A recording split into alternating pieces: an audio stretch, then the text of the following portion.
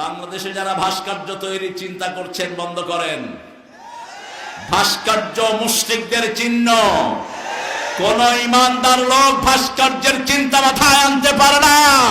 যে মাথায় ভাস্কর্যের চিন্তা আনবে, মূর্তির চিন্তা আনবে, ও মুশরিক মুশরিক মুশরিক।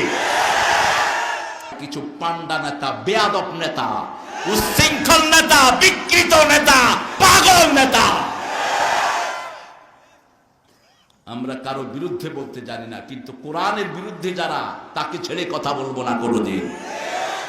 আজকে আমাদের কোরআনের মাহফিলগুলোতে 15 থেকে 25 বছরের যুবকের ভিড় সবচেয়ে বেশি। এই জন্য ইসলাম বিরোধীদের মাথা খারাপ হয়ে যাচ্ছে। ওই যে গান গায় কি একটা জঘন্য, সে গত 5 দিন আমার মাহফিল একটা পুলিশ দিয়ে ভাঙায় দিছে। পুলিশের দোষ নাই, তোর উপরে আল্লাহ লানত পড়ুক। তুই মাহফিলে হাত দিয়েছিস, অশিরাই তোর কিডনি যাবে, তোর হাত নষ্ট হবে, তুই পাগল হয়ে ঘরে শুয়ে থাকবি।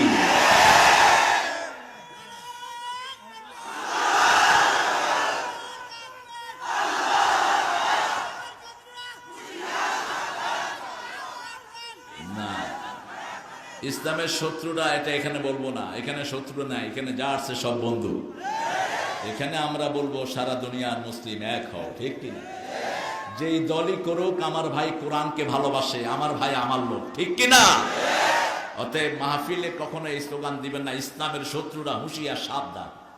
শত্রু হলে তো মাহফিলে ঢুকতো না, ও তো বাহিরে থেকে শত্রুতা করে। তবে হুঁশিয়ার সাবধান না হলে কপালে দুর্ভোগ আছে তোমাদের।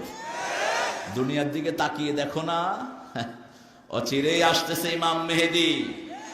ইসলাম মানবি না, তোদের নেতাদের গলায় গামছা লাগিয়ে টেনে তিনি সৌদি আরবের দিকে নিয়ে যাবেন।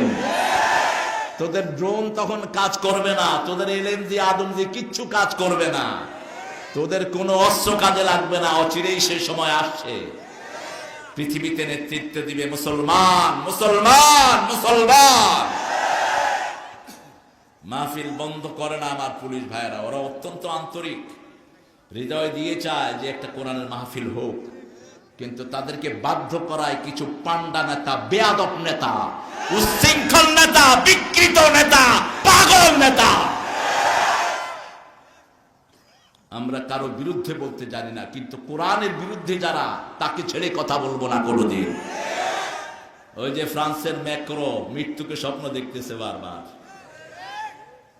আমার রাসূলের বিরুদ্ধে কথা বলেছে। বাংলাদেশে যারা ভাস্কর্য তৈরির চিন্তা করছেন বন্ধ করেন। ভাস্কর্য মুশরিকদের চিহ্ন।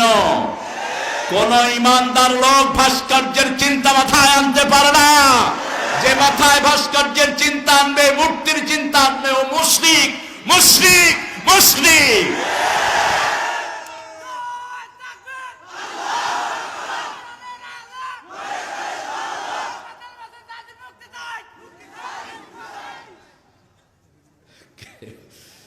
আহারে কি করবে, আবেগের বহিঃপ্রকাশ।